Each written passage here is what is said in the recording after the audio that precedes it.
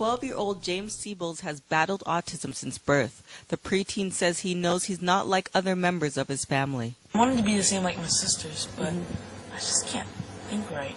The autism kept James from speaking until he was about 6 years old. Now he speaks in very short sentences. His mother, Blanca, says after James received his diagnosis at 16 months old, doctors started therapy and treatment for him. He was diagnosed with autism, and it was around that time that he began having 40-hour work weeks.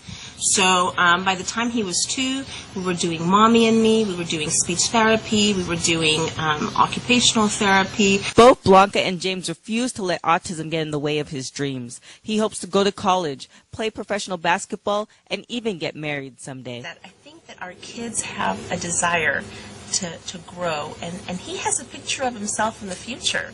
You know, he's already talking about what he wants to do. And so how can I think that the difficult part for a mom is how can I as a mom nurture that to the point where he can live to his potential.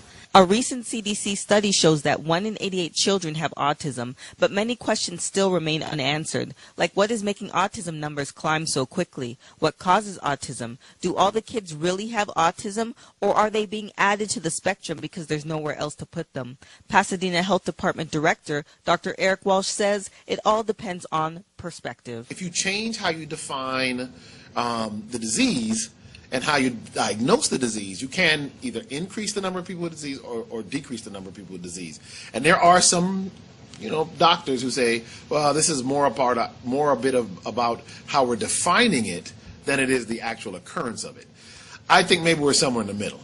The CDC reports that parents who have children with autism spectrum disorder have a 2 to 18% chance of having a second child being affected. That wasn't the case for the Siebels family, but Blanca's main hope for James is that people give him a chance when they meet him, and that he has a full and satisfying life, despite the lack of a cure for autism. Don't be so quick to judge.